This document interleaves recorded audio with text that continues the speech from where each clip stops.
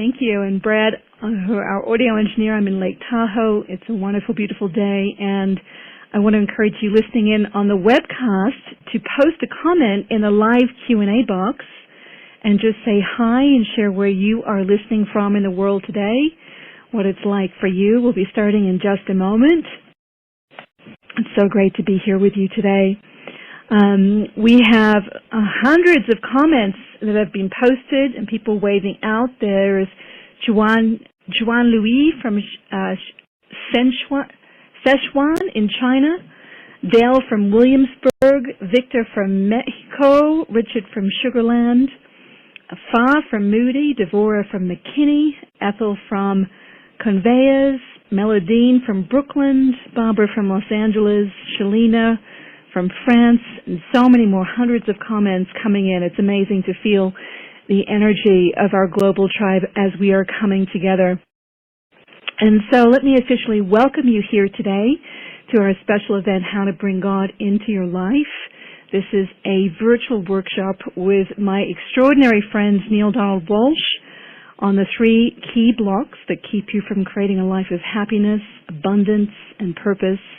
I'm Claire Zammit. I am the founder of the Feminine Power Courses for Women and the co-founder of Evolving Wisdom, the organization that is hosting this event, as well as Neale's upcoming 7-week Conversations with God online interactive course that's starting this Thursday. I'm going to be hosting the event tonight. And I know that so many of you already know Neale. You probably know that Neale has spent decades teaching and mentoring about his experience with Conversations with God. He has written, is it 30 books now, Neale? Well, 33 to be exact. 33? 33 books that have had a huge impact on millions and millions of people, really transforming people's understanding of spirituality. And I think what was so significant decades ago when Neale began writing about this series and teaching and mentoring the series, he really showed us that we really misunderstand God. Most of us misunderstand what God really is. And Neale also showed us that we can have our own direct relationship with divine wisdom and a higher power. And the thing that really strikes me about Neale's story is his starting point for this life-changing journey was at a place of personal challenge and struggle that so many of us have never seen in our lives, from homelessness to amazing health, very deep health challenges, very painful things to deal with. So, these are not thoughts or concepts for Neale. These are truths that he has discovered in the midst of I think probably the biggest experiences of suffering that we can have as human beings to go through, that totally transformed his life. And in discovering the power of this truth, really made it his mission to spread this information as far and wide. And what I most appreciate about Neale, so many things I appreciate about Neale, but just in having the privilege to get to know him personally, is that he lives this.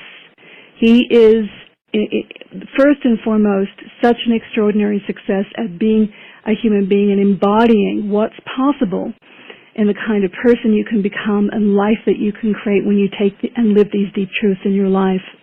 So I'm really honored to be welcoming you officially to this global event, Neale, with thousands of people here tonight. We're really excited to hear from you. And I'd love to just officially welcome you into the circle with everybody. Thank you very much. It's lovely to be here, and that was a very sweet introduction, and I only wish I could live up to it. Thank you for those nice words. You do in every interaction that I have with you. It's wonderful, and I'm really excited to be here with you tonight. So before we dive in and begin the event, I just want everyone to know that this is going to be a very interactive event. You'll have the opportunity to ask questions to Neale There's a live Q&A box that's there on the webcast player. Really invite you to share your openings and your ahas as we go through. You'll have an opportunity to ask questions at different sections. And you might want to have a pen and paper handy. So many people report during Neale's seminars that they have a flash of clarity or insight, so you might want to be ready to capture this. And so we're going to be opening it up to hear from Neale, and then we're going to hear from members of our community who are going to jump on live tonight for Neale to work directly with to apply these insights and principles to really practical problems or challenges that they might be facing as a way to support all of us to integrate and apply what Neale is sharing about tonight. And you'll have the opportunity to hear about other participants who have lived with these principles and applied them to their life and hear about what's possible, what opens up for them. And we'll take as many questions as we have time to take live, and we'll also share some of the highlights of the opportunity for you to join Neale for the upcoming Conversations with God course that's starting on Thursday. And you can find out all about that by clicking on the link on the audio player on the web page that's right below the play button there, or you can visit conversationswithgodcourse.com. And you can find out all about the program and the special additional bonuses that we've created for you as well. So let's dive in, Neale. Let's get started. We actually have hundreds of posts coming in, a lot of love and excitement from all corners of the globe. Beth from Perth, Kathy from London, Brenda from Jacksonville, Annie from Largo. We're here with really, truly a global audience. And why don't we start and dive in? So the 3 blocks that keep us from creating a life of happiness and abundance and purpose. I know you've said the first block is that you don't feel, when we don't feel like God is responding to us. Well, yeah, there are three blocks that I've experienced in my own life, which is what actually drove me to my Conversations with God experience. And at first I thought it was just me, that was encountering these blocks. But then as I began to work with others in my lectures, in my workshops, in my seminars and programs through the years, I realized, oh my gosh, this is really epidemic. That is, people all over the world, from my observation, by and large, seem to be confronting these same 3 blockages. Block number 1 that I observed in myself and in others is that we feel that God simply isn't responding. It's just, we believe in God. We know there's a God. We have an idea about all of that, but we just think that God isn't responding. Block number 2, we feel disconnected with God. We think that God is somehow not connected to us, and maybe that's the reason that God isn't responding. And then the third block that I've discovered in myself and others is that even if we get past the first 2, we find it difficult to recognize and express the aspect of divinity that resides within all of us. So you put those 3 together, and it's small wonder that we sometimes have great difficulty in experiencing the kind of life we'd like to experience, a life of happiness, abundance, and a clear sense of purpose in our day-to-day experience. Well, and I think it's a paradox because we identify as being very spiritual, caring people. Most of us, right? We believe in a higher power, and yet our experience in our daily life is somehow, we have so many periods of feeling alone in the universe, and there's no one's responding to us. And that was my right? life experience for sure, yeah. Claire. And I grew up in a very traditional.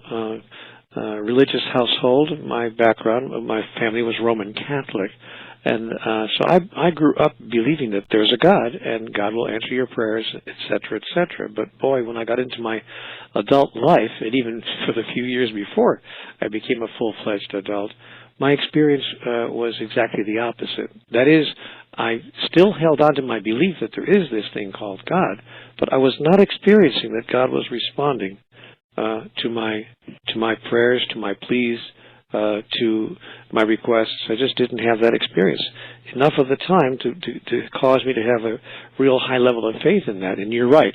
I felt alone. I have felt alone many times in my life, not the least of which was when I spent an entire year on the road, on the street, on the sidewalk as a street person when I didn't have a house to live in. I didn't have any clothes to speak of, 2 pair of jeans, 3 shirts, and a pair of shoes. That was it, whatever I could get into my little backpack. And that was the sum total of my worldly possessions. And I lived that way for a year outside because of circumstances in my life that put me out there. And believe me, I understand the feeling of being alone and of God not responding. Mm-hmm. Yeah. So what is there to do to kind of get unblocked from that sense of disconnection? Well, I can share what I discovered in my life, and perhaps that can help others avoid all those things that I was experiencing and avoid a prolonged feeling of God not responding. What I've discovered in my life is that, in fact, God is always responding. It's not possible for God not to be responding. That God is the response itself. That God is the word we've given to that essential essence, that essential energy, the primal force, if you please, in the universe, which cannot help but respond. The response is automatic. So what I've learned in my life is that the system is always working, if I could put it that way. The switch is always in the on position. God is always responding, but God may not be responding in the way that we think that God either ought to respond or should respond or could be expected to respond. So what I needed to do in my life, and what I advise people as well to get out of that place and to avoid that block of feeling that God is not responding, is to reorganize our thoughts around what we think that God's response should look like, and to become better acquainted with what it does look like. If we think that God responding is just about God saying, yes, you can have exactly what you're asking for in exactly the way you are asking for it, with precisely all of your conditions, met and everything perfectly aligned, that may not be what is occurring in our life. In fact, for very many people, and we just discussed this, it doesn't show up that way. So it looks as if God is not responding.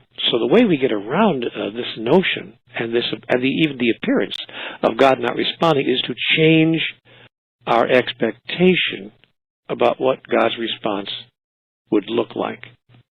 And the first thing we need to know, when I said a minute ago that God is always responding, the switch is always on, is that in fact it is. And because the switch is always on, the power is always on in terms of our ability to connect with what I call God, the divine essence of the energy of the universe. The trick around that, what we need to look at around that, is that if that power switch is always on, it's listening to every single request that we make. And most of the time in my life, Claire, I didn't understand that I was making requests when I wasn't thinking about it. In other words, I thought that God only listened to me when I was praying or asking or somehow mediating or requesting something directly. But in fact, that's not how the universe works. The power switch is always on, and it's listening to everything that we think and that we say, and even watching everything we do. So that the response that we're receiving is the response to how we are moving through life, the thoughts that we think, the words that we speak, the actions that we undertake. When we add in my life, when I added all that up together, about maybe 15% of it was on target in terms of positivity and clarity and understanding what it is I really wish to experience and express in my life, and somewhere around 80 or 85% of it, of my thoughts, words, and actions, were moving in the other direction. They were either thoughts that, well, this isn't going to happen. They were negative thoughts. This can't possibly happen, or I should have known better, or watch, it'll rain on Saturday, I bet, or we'll never find a parking space. I'm using a simple example. Much less, I'll probably never earn the kind of money I really want to earn in life. It's not possible. I've always been, lucky at cards, unlucky at love. Those kinds of things we tell. We even tell jokes about it. The joke about the universe not responding to what we want, the joke is out there, and we think that most often, my experience, at least in my life, and my experience of most people that I've done some spiritual coaching with, is that most people unwittingly, that is, they don't know they're doing it, they don't deliberately think negative thoughts, it's just the way the mind works. And the mind works that way for a very good reason. The mind has taken in the data that it has observed from the collective human experience and from the human culture, from our human society, if you please. Having collected that data, the mind has convinced itself that more often than not, we're not going to have the highest and best outcome. We're not going to have the easiest path. We're not going to have the greatest opportunity. We have been trained in our life by our society to think negatively, and without even thinking that we're thinking negatively. In other words, we don't give it a second thought. We just naturally how many people feel about life. So at the very least, we're very cautious. So optimistic thinkers are in the minority. And as we look around life right now on the planet, even as we're talking tonight, it's understandable how it could be that way. So we have to obey the first rule. The first rule with regard to breaking this blockage up, getting past this blockage of feeling that God isn't responding, the first rule is judge not by appearances. Do not think that God isn't responding because it doesn't appear as if God is. Judge not by appearances. Second rule is change what it is that you are sending to the universe, that you're putting in the great machinery in the sky, if you please, the universal machinery of creation. Change what you're putting into that machinery, because there's an old saying, the universe works not unlike a great computer, really. It's like, and how, the old saying in computers, GIGO, G-I-G-O, garbage in, garbage out. That is, you will find the universe sending back to you what you are sending it. So rule number 2 is then guard very carefully and watch very closely the thoughts that you're sending into the universe, the words that you're speaking out there out loud, and of course the actions that you are undertaking as you move through your daily life. So those are 2 real quick rules that I've learned how to get around this blockage. And these are not small or unimportant rules. They're very, very important and very powerful if we want to get past the notion that God isn't responding to us. So to know that the power is always on, and then to watch how the universe responds to our every thought, word, and belief, and every action. And we therefore suggest and invite, encourage, and almost in a sense, if this were a class where you have to do homework, we'd almost require it, for you to just take a look at the 10 ideas that you hold about life and about yourself in the areas of money, relationship, health, career, which is, a little bit different from money, your career or your right livelihood, in all the important areas of your life, to take a look at what is my current belief right now, and what has been my present and my life experience to this point right now with regard to all of those. And to then take a look at what could I do to change, if any of those beliefs at all are not at the highest level of optimism, if they aren't the most positive thoughts you could possibly have. And to be fair, because your experience has not shown that to be true for you. But if they're not the highest, most positive thoughts you could ever have, to begin to, as your assignment, to begin to write out what would be the most pie in the sky, the most positive, I want to even almost say unbelievable. We'll talk about that in a minute, because if it's unbelievable, of course, you can't have it, but that's another whole story. But for the purposes of this exercise, what's the most unbelievable pie in the sky, wonderful idea or thought you could have? If you could have the greatest thing, the greatest response from the universe, the greatest response from God, that your imagination will allow, what would it be in all of those key areas? In the area of health and livelihood and career and relationship and all of life, really. What would your highest thought be? And take a look at how often do you think that? How often is that your notion? I have to say something. I had that idea as a child. That is, I had the most positive ideas about my life as a child. I always thought things were going to go my way. And you know what? They did. Right on straight through high school.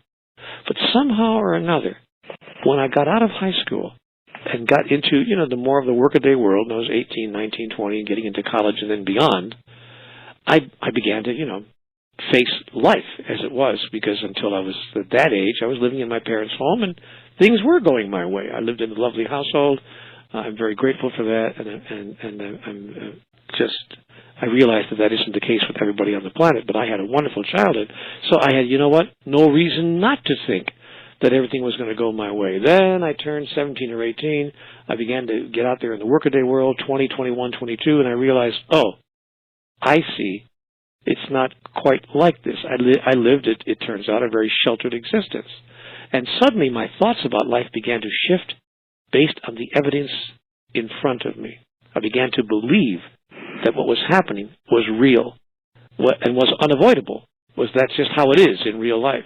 It was time for me to, what they say, grow up. Well, in fact, that was my first mistake.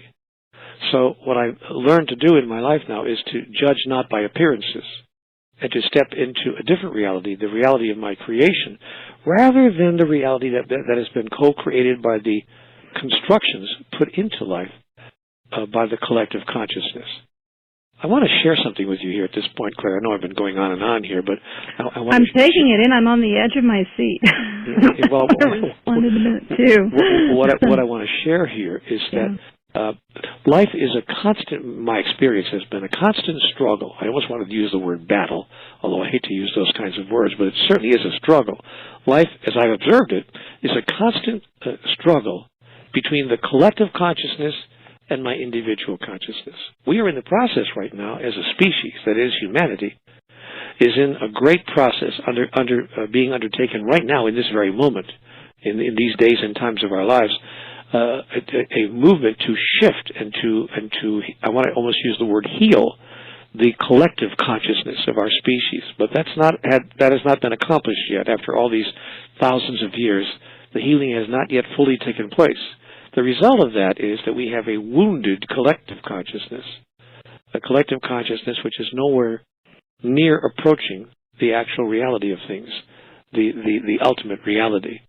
But our individual consciousness can reach the place of embracing that ultimate reality. It's about shifting our perspective. We'll talk a little bit about that more as this program goes on, I hope. But right now, just to notice this, we are in a continual day-to-day struggle. Most human beings are. The struggle between the collective consciousness, all the data that is incoming to us from the television, from the movies, from the video games, from some of the books we read, from all around us, just from stepping outside our front door, for heaven's sake, just walking down the street.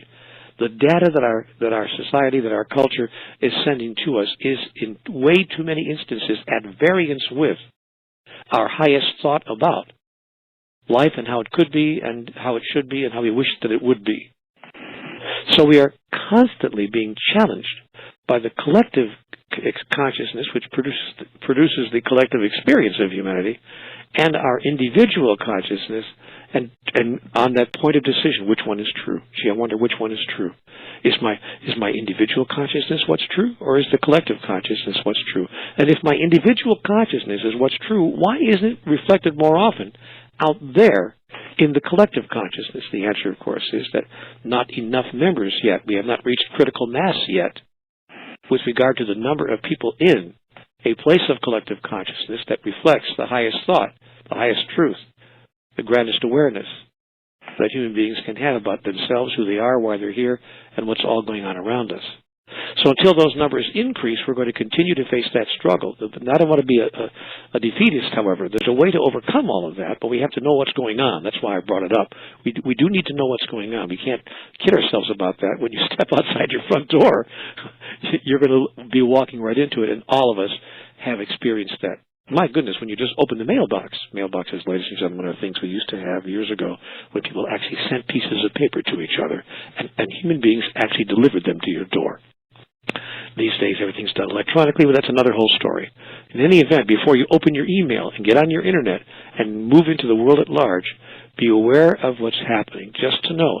Not that it can't be overcome, because it can, but be aware what you're stepping into, because if you expect the world to be a reflection immediately tomorrow morning at 9 o'clock of the consciousness that you wish to embrace, then you will be disappointed, I believe, and you'll find out that, you'll have the thought at least that I see God isn't responding to me.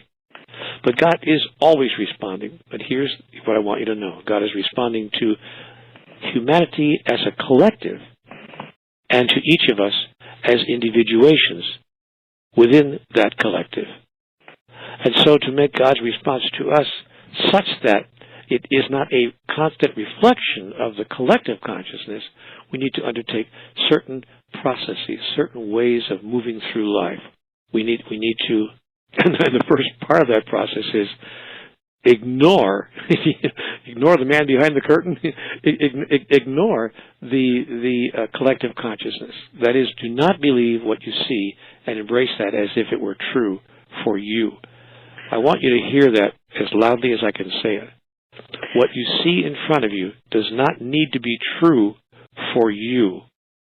And when enough of us embrace with clarity that notion, we can actually begin to shift the collective consciousness around us. That shift will occur first in the small group around us, within our family, our inner circle, then within our circle of friends and associates and neighbors and perhaps colleagues at work, and then larger, extending out further and further until in some ways it can in fact encompass large numbers of people, millions of people, and ultimately at some level the whole world. We've known people who have done that. Dr. Martin Luther King Jr. is a perfect example of a person whose collective consciousness first was determined by him as to what he wanted it to be, then extended it outward to his family, to his associates, to his friends, finally to his neighborhood, then to his state, his nation, and ultimately he touched the entire world. And he did, in fact, shift our collective consciousness dramatically around the idea of racial relationships and equality and so forth, to the point where he stands as one of the icons of human history, and others could be named in that circle as well. So don't think for 1 minute that one person does not have the ability to affect in a positive way the collective consciousness, because I promise you that one person can. Well, Neil, there's so much in this that I just want to unpack and reflect back in this first key, and how to move past this first block. So I just want to try to recap. You said so much that's so rich. So the context being, here we are as people who are privileged to live in a time where there is so much opportunity and possibility, and we feel there's this possibility for our creativity, our career, our contribution, for love, intimacy, health, vitality, experiencing an extraordinary life. We see that, we feel that. Those of us who are here, we're spiritual people. We have an orientation of being spiritual people, and yet, very strangely, we suffer, we struggle, and how that shows up, that suffering really shows up for us, is this feeling of disconnection, that we are completely alone in the universe, and we can't really connect like God's not responding to us. We've been abandoned by life. We've been lost. We've been forgotten by life and lost our ways. And some of us have had losses. We've had disappointments. We've had things happen that are different to what we thought, kind of how our life would unfold. And so what you're saying is, in those moments, what's happening is, our attention, kind of has shifted onto a place where we're more focused on kind of negativity and non-possibility, and like places in which our attention is on those places where we actually ourselves are disconnecting from God. Our we attention, ourselves, right? Our attention is on those things that we want, that we wish we had. Right. And conversations with God makes it very clear. Yeah. You may not have anything you want, I want to make that point here at this juncture because it fits right in, and it's very important for people to hear that God is responding to you all the time, but you may not have anything you want. And God made that very clear to me in the dialogue.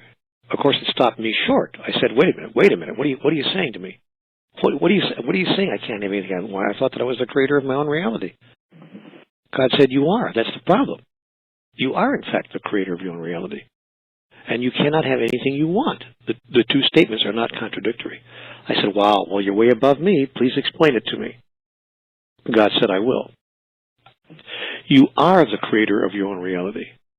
And if you are declaring that you want something, I want this, I want that, I want more money in my life, I want the perfect partner in my life, I want this illness to go away, I want this, I want that, I want this, I want that. I wish I had this, I wish I had that, I wish I had this, I wish I had that.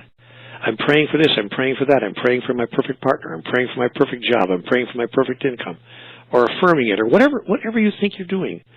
You cannot have what you want because you are the creator of your own reality, and your statement that you want it is your announcement of your reality. That is, if you are saying you want something, you must be declaring that you do not now have it. And your declaration that you do not now have it is what's operational in your life. Well, I said to God, fair enough. I can get the logic of that. I get that on a logic level. I can't declare something that I want if I choose to experience having it now, but how do I get around the fact that I don't have it right now? I don't have the income right now that I would choose.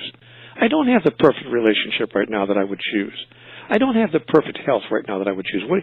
Don't play word games with me, God. I said, I had a very down-to-earth conversation with God. I said, don't play with my mind. I don't have those things now, so how can I not want them? Of course I want them. God said, okay, I get it. I see the problem. And I understand that you do not now experience having it, but consistently and insistently declaring that you want it, you want it, you want it, you wish for it, you wish for it, you wish for it, you pray for it, you pray for it, you pray for it, merely continues, you're not having it. Because as a man thinketh, so will it be done unto him. And certainly by the words out of your mouth will it be created in your reality.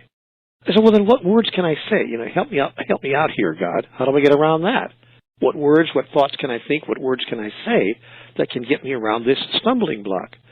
And God said, okay, fair question. Here's the answer. Can you go to a place where, even as you observe that you do not now experience what you wish you could experience, can you go to a place where you can realize that it's coming to you, and it's coming to you very quickly? All the money I need is coming to me now. My perfect partner is coming to me now. My next highest experience of myself, health-wise, is coming to me now. And can you go to a place of gratitude in advance? This is one of the most powerful tools to get past the block of thinking that God isn't responding that I was ever given in my life. God said, I'm going to dare you to do something. I'm going to really invite you at a very high level, almost at a level of dare. I'm going to dare you to actually be grateful for something that is not now being experienced by you in your life. Because gratitude is the attitude. And God said, you will notice when you read the writings and the words and the witnessing of all the world's great spiritual masters, almost to a person, they have expressed gratitude for that which has not yet occurred. That is, their notion of things is that gratitude produces in their physical reality what it is they wish to experience, and often does so very, very quickly. How does that work? I said to God. And she answered, it's very simple, Neil. It works like this. Thank you, God, for allowing me to notice that everything I need is coming to me right now.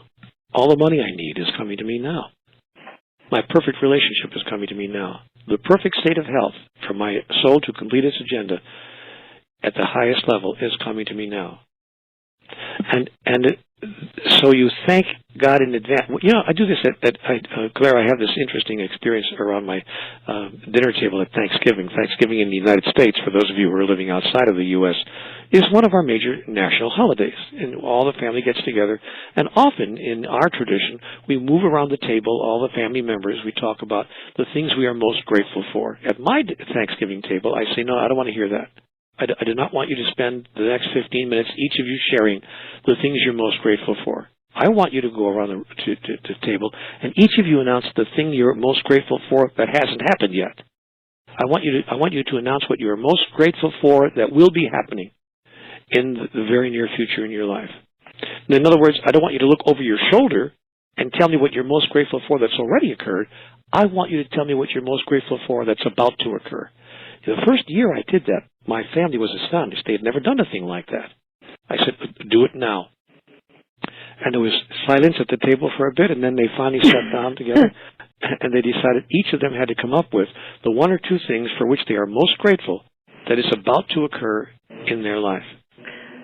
Wow, that's powerful. It was very powerful. It was a very, very powerful experience and a very powerful exercise.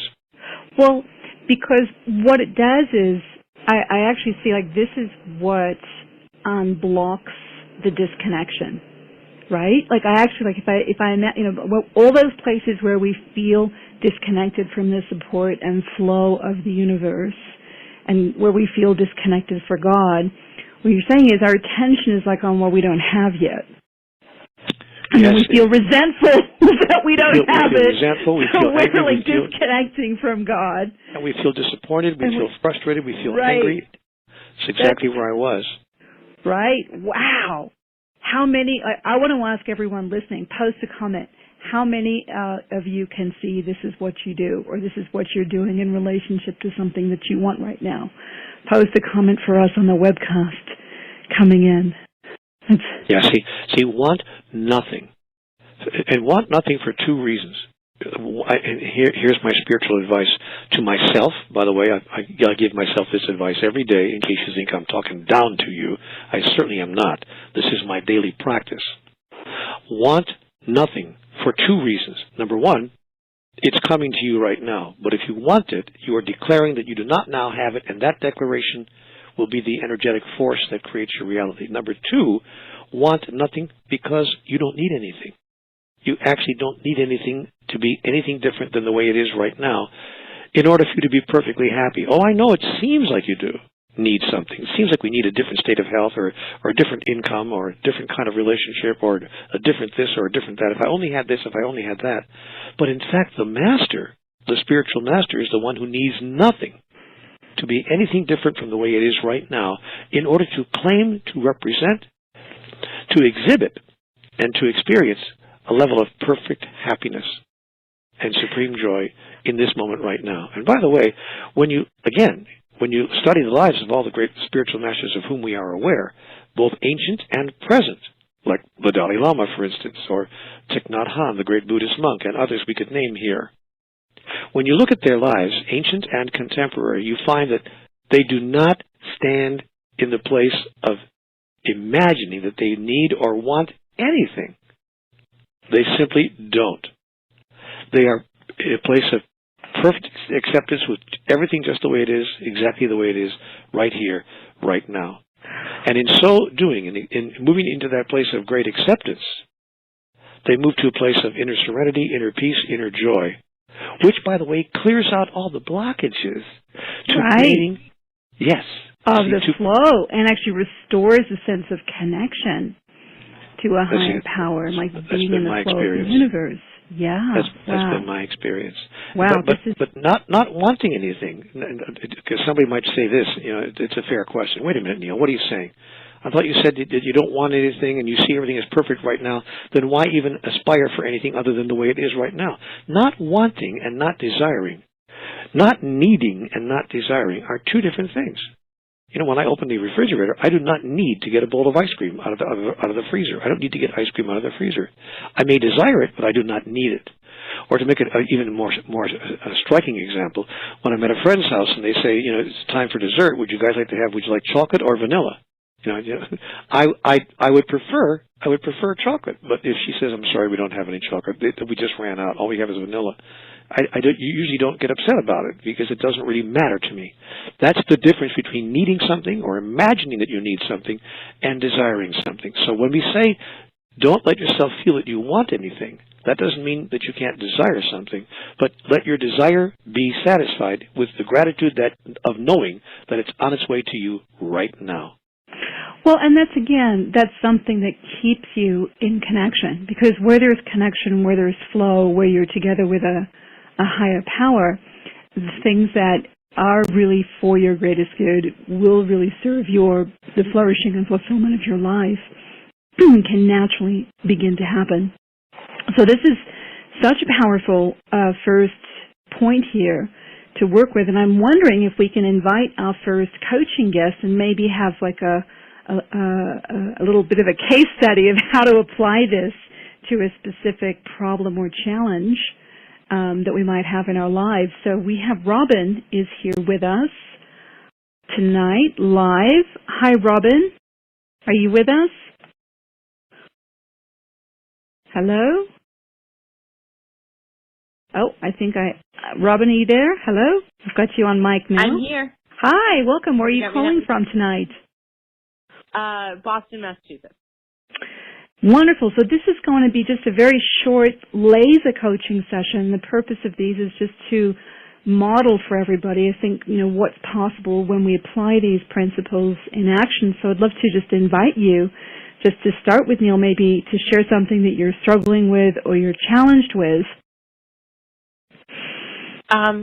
It's interesting. I've been listening to this conversation this whole time, and Neale, you hit the nail on the head. I want, I'm thinking, I do gratitude, I pray, I meditate, and it feels like I keep struggling financially, and I just, whatever I do it never seems to be enough. And you said that be grateful for things that are coming and just believe that they're here already without that need. Like that was just, it had this aha moment. Like I just sort of feel like my light bulb just went off. But what I struggle with the most is financial abundance. By the way, I didn't say believe that they're here already. I said believe that, know that, be aware that they are on their way. My perfect income is coming to me now. For me to say my perfect income, is here already, my mind would say, oh no, it isn't. You know it, and I know it. Stop lying to yourself. So God suggests we don't lie to ourselves. God suggests we tell ourselves a truth that we can believe. My perfect income is coming to me now. But by the way, you do have enough money. You've always had enough money. You've never not had enough money. You know how I know? How? Because here you are. True. Of course it's true. Everything I say is true. That was a little joke. But my dear, really, our idea of insufficiency is different from the universe's idea of insufficiency. You are still here. You've been here all these years, and by the way, you'll be here for many more years unless you're not, in which case it won't make any difference. But I suspect that a year from today, you'll still be here. So what we say is, thank you, God, for allowing me to notice that, in fact, I've always had enough. Because here I am. And just the acknowledgement of that, just the embracing of that reality with a smile on our face to say, you know what, ironically, I see that is entirely true. I've always had enough of whatever I need to be here now. That's what's true. What a wonderful universe I live in. Here I am. Now I can only expand it from here, but I can't expand it from here if I expand from a base thinking that I have never had enough. I never have enough. I never have enough. I can never get ahead. I can never get ahead. I can never have enough. Wow, what a place to come from. So but I'm not indicting you, my friend. I was there. I promise you, 20 years ago, that's exactly where I was. But have I learned to change my mind about all of that and to realize that even when I was living on the sidewalk as a street person, I had enough because there I was. And let me illustrate that just real fast for you. The people on the street, if you ever saw the movie of my life, they made a movie of my life. And if you ever see that movie, you'll see that the people on the street, that is the street people, I don't mean passersby, I mean people who were living outside with me in the homeless park, they actually gave me money. They who others might think didn't have enough, gave me enough money to get on a bus and go to my first job interview. After finding myself on the sidewalk and living as a street person, I didn't get the money that I needed from passersby who were obviously doing well. Actually, the money that was given to me by people who were also living on the street, which was a huge illustration to me. I looked around and I thought, wow, look at this. Those who others would say do not have enough actually have enough to share with me. Look at that. So the first thing I want to help you change your mind about is that you do not have enough, that your income isn't sufficient. Of course it is, because here you are. Okay. And why that's important to you is how I want you to work with that data. How you work with that data is tonight when you go to sleep. Thank you, God, for allowing me to recognize, that is to recognize, that is to know again, to cognize once more. Thank you for allowing me to recognize that I have always had enough, because here I am. Thank you, God. And from that place of gratitude, do I know and announce, do I declare and become sure that even more of the abundance that's always been mine is coming to me now. It has no choice but to multiply, because I've recognized its already present experience in my life. Those are powerful words. Yeah, you can't multiply zero. You can't multiply insufficiency. If your thought is you're just hanging out in insufficiency, you can't multiply that. But when we get to a place of gratitude every night of my life, thank you, God. Thank you, God, for allowing me to experience sufficiency all the days of my life, because here I am still. I get it. And now I choose to multiply that sufficiency, and I know that all that I could ever possibly desire is coming to me now. Just a thought. Oh, that feels powerful. That, like I said, that makes the hairs on my arms stand up. That resonates as so true. And you're right. We've survived 100% of our bad days so far. So our track record is amazing. Yes, isn't God amazing? Right. That's precisely right. Thank you, Robin. Wow. Powerful. Oh, thank you. That was awesome. Thank you. Thank you so much. Thank you for joining us. So great to have you here with us. So, Neale, I know that this is something that you go into in much more depth in the Conversations with God course that's coming up. It's starting Thursday. I want to make sure that everybody has all of the information about that and knows about the opportunity to join you and a global community for the course. This is just such a great example of one of the many misunderstandings we have about God and how life works that leads to the suffering and the disconnection and the powerlessness that we feel. I'm wondering if you can share with us some of the highlights of the course and how you'll be going into this more deeply with people. Well, I'd be happy to. Thank you for asking me, because I'm so excited about it. Let me just preface by saying that since my Conversations with God experience, which touched my life so dramatically and so wonderfully and so powerfully in my life, I made a promise. This is kind of a personal thing to share, but I'm going to share it. I made a promise to God in my heart of hearts. I said, you know what, God?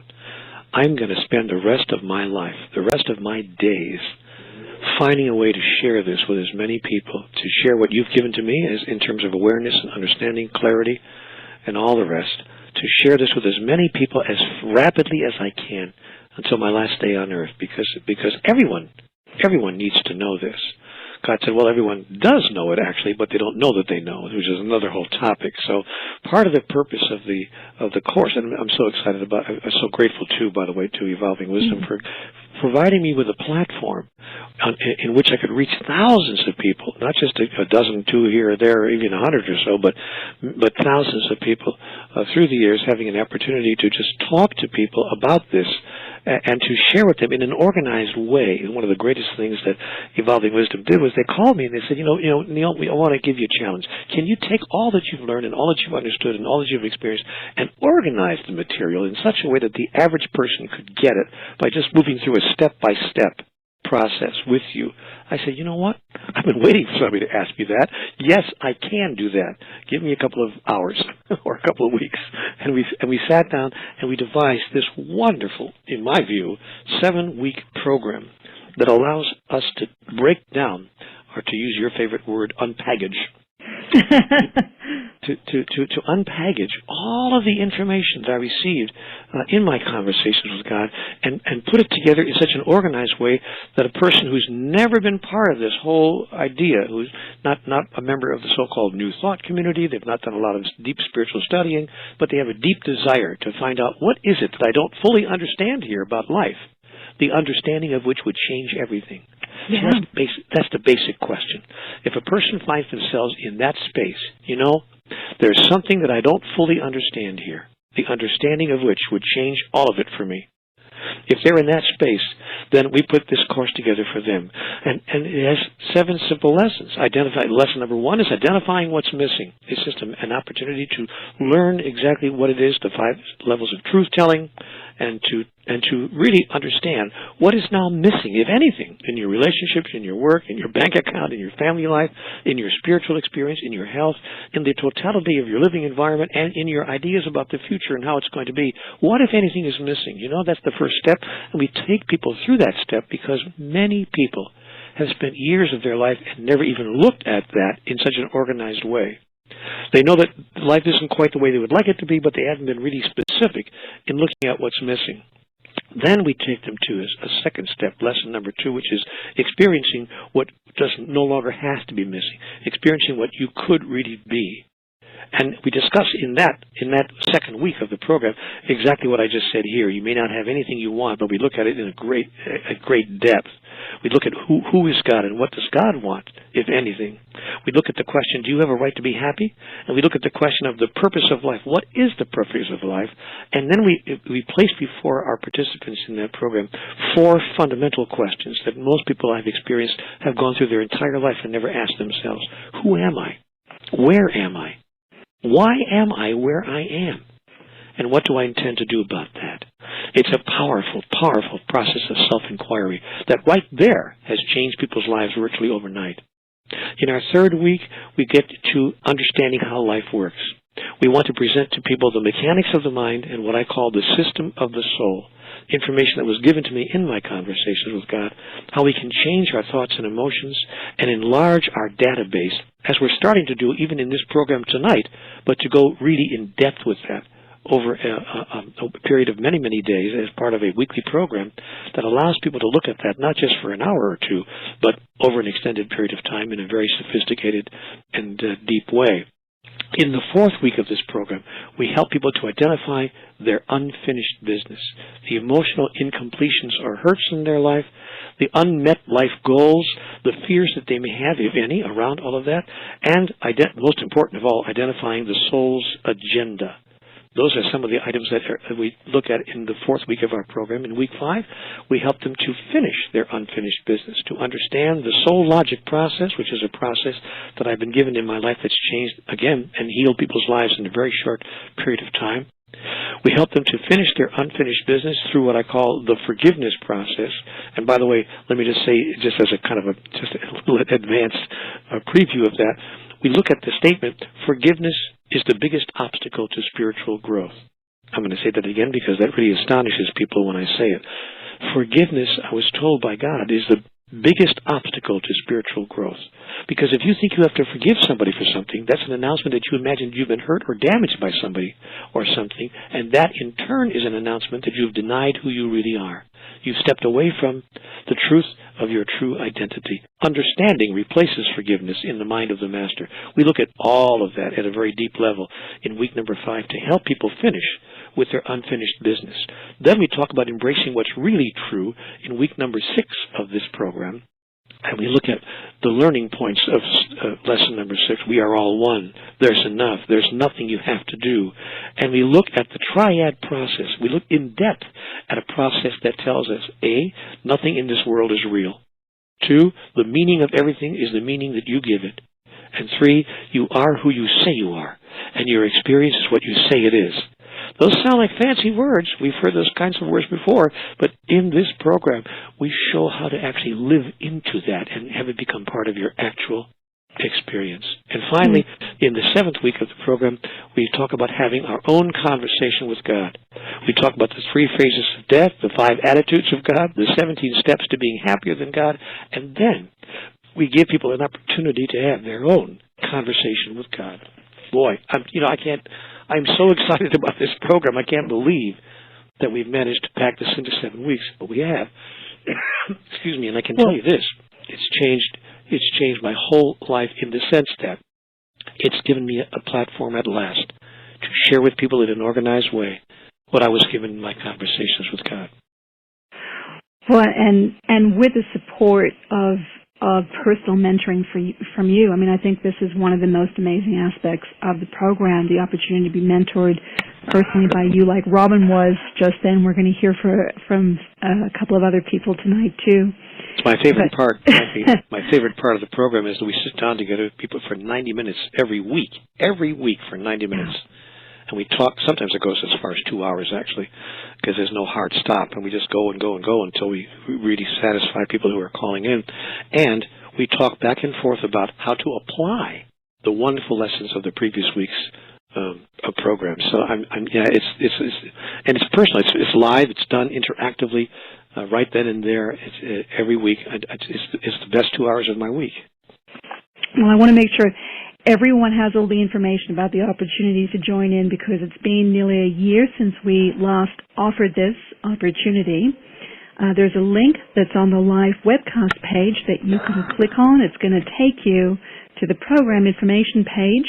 And we know that many people have just joined us, so we have extended all of the early registration bonuses through midnight tonight. You can read all about them. They're on the page.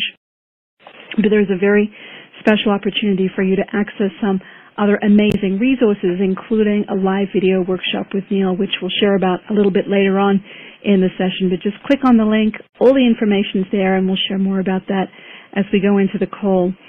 So let's dive into the second and third block, Neale, that we can't easily connect. We're kind of in disconnection. We don't recognize or express our own divinity. Can you share more about these blocks and how we can overcome them? Yes, thank you. Many people, the second blockage that I've observed in myself years ago and that I observe in other people even today is that many people feel disconnected from God. And that's of course why God isn't responding, or one of the reasons that they don't experience that God is responding, because they feel disconnected from God. And it's understandable that they would, because most people who believe in God at all, if you have a belief in God at all, most people, that is one more than half, and probably way, way more than one more than half, statistics show us that around 80 or 85% of the people who believe in a God who's separate from us. So it's understandable that we would feel disconnected from God, because humanity has embraced what I call a separation theology. That is a theology that says that God's over there and we're over here. And our job is somehow to get back over there where God is. Leaving aside for the moment the question of how we got over here. Did God throw us out of the paradise or whatever? Or were we punished? Or we won't even discuss that. That's a whole different program. But for now, let's just notice that it's understandable that we would feel disconnected from God, because the vast majority of people who believe in a God at all believe in a God who is over there and we're over here. That's what I call separation theology. You know what? That wouldn't be so bad if that's as far as it went. I mean, I'm not here to criticize people's beliefs. And if that's as far as it went, it wouldn't even really hurt us. But the fact is that a separation theology almost always produces, in cultures and in individuals, a separation cosmology. That is a cosmological way of looking at life that says, hey, guess what? We live in a system of separation. That is, stuff is separated from other stuff. And so that system of separation causes us to experience a cosmological approach to life that does not allow us to identify. Forget about identifying with God. We don't even identify with the trees outside or the earth we're walking on, or worse yet, even other people, except those people that we love very dearly. And even sometimes those people we don't identify with, because we live in a separation cosmology that insists that everything is separate from everything else. That wouldn't be even so bad if that's where it began and ended, but it doesn't end there, because a separation cosmology inevitably produces a separation psychology. That is, an individual psyche, an individual approach that says, I Neale, am separate from every other person. I may love them. I may adore them. I may have wonderful, warm feelings for many of them, but I'm nevertheless separate from them. That is, I'm over here and they're over there. And that separation psychology inevitably produces a separation sociology. That is, entire societies that imagine that they're separate from other societies. Groups of people, tribes, if you please, or political parties, or religions, or organizations and organizing groups of a wide variety that say, we're over here and they're over there. Isn't it a shame that we couldn't both be together? But in fact we can't, because we're over here and they're over there, and that's the sociology that we have created on the earth, which says that each of the groups have to look out for their own highest, best interests. And if those interests conflict with the interests of another group, well, as we see on the earth right now, we've got a problem. Which leads to the last aspect of what a separation theology creates. Because a separation sociology inevitably produces a separation pathology. That is, pathological behaviors of self-destruction. Observable on the planet from the beginning of separation theology to this very day, and profoundly in this very day. Pathological behaviors of self-destruction, as we interact with others in ways we would never interact with them if we thought that they and we were one, if they thought that there was no separation whatsoever. So the problem, Claire, is that we feel disconnected from God, which our theology in the main has taught us. God's over there and we're over here, and our job is to get back somehow. And that produces that cosmology, that psychology, that sociology, and that pathology that I've just described to you.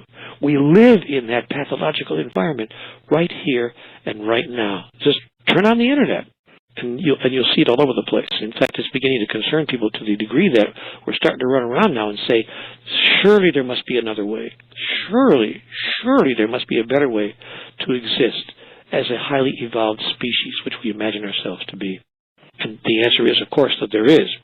And I don't want to be tooting my own horn, because it's not really my information. It's information that came from the highest source that resides within all of us in the Conversations with God material. But the CWG material says that's right. That's in fact correct. There is a better way. There is a higher way. There is a grander way. And what we need to do is look at what that way might be and then step into that path. Step into the pathway to the soul. And by the way, we talk about that. I don't want to talk about this too much, but in the third week of the course that I've created, we look at exactly that. We look at the mechanics of the mind and the system of the soul and the doorway between the mind and the soul, which allows us to experience that there is no separation. Claire, Conversations with God made one thing very clear to me. It made the following statement. Here it comes. This is the solution to everything. The statement is, all things are one thing. There is only one thing, and all things are part of the one thing there is. The Conversations with God material covers 3,000 pages. In the first 5 of those 3,000 pages, we are given all the information we really need to have. Point number 1, we are all one. It's really, and not just all one with each other, by the way. It's really very simple. It isn't we are all one with each other. You know, I am my brother's keeper. You and I are the same. We are all one with everything. We are all, and of course, we are all one with God. Once we embrace that notion, the block that causes us to feel disconnected from God dissolves. It simply melts away. But we need to discard our notion, and for some people it's an actual theology, that God is separate from us. When we begin to embrace the notion that God and we are one, that I am an individuation of divinity, a singularization of the singularity, when we begin to embrace that notion, we begin to see that there's no separation between us and divinity at all, and the feeling of disconnection, as I said a moment ago, melts away. Well, this is very deep, because I think that whether or not we're conscious of it, that separation theology is deep in the structures of our psyche, of our consciousness, of a throne God kind of up there somehow that we're not connected to and a part of. And even though we might philosophically kind of believe that we're interconnected, our experience of life is not one of being connected to God in the way that you're describing. Because we don't act as if we were. Right. See, we're waiting for God to act in us, and in a sense, metaphorically speaking, God is waiting for us to act inside of divinity. So you're right. You're perfectly right. We don't experience that. Many people do not experience that in their everyday life because they're waiting for the experience to fall on them like glitter dust or something from the sky, rather than we, in fact, step into life as a moment-to-moment demonstration of the divinity that resides within us. That takes great courage, but once you undertake a life like that, you can't go back. You don't want to go back. You never want to go back again. You begin to, and people on the earth, have, by the way, have succeeded in doing that. So can you give some examples of what that looks like practically? I'm looking at the comments coming in over the webcast, and people with health challenges, people with financial struggles, people with relationship problems. What would God do now? What it looks like to me. What it looks like to me is I ask myself the question: whenever I face any of those circumstances, financial struggles, relationship challenges, health difficulties, or any other aspect of life that is not flowing in the way I wish that it would, I simply ask myself the most powerful question that I've ever been given: what would God do now? If I really were divine, if I really accepted, at least theoretically, like you said, if I just, even as a matter of theory, if I really embraced the concept that I and divinity are one, if I could somehow find a way to get from my mind to my soul and access the wisdom of the soul, the soul, of course, is the representation of God in us. The soul, if you please, metaphysically speaking, is the energy of divinity that resides within physicality. Again, let me say it twice, in case you missed it. The soul is the energy of divinity that resides within the expression that we call physicality. It's the individuation of God in us. If I could find a way to get to the wisdom of the soul and for my mind to know what the soul understands deeply, in fact, what the soul actually is a representation of, if I can cause that to happen, then stepping into my divinity on a moment-to-moment basis becomes a really very simple challenge to meet and a very simple process as well. Now, to give you an example of how it works, just because you asked me for an example.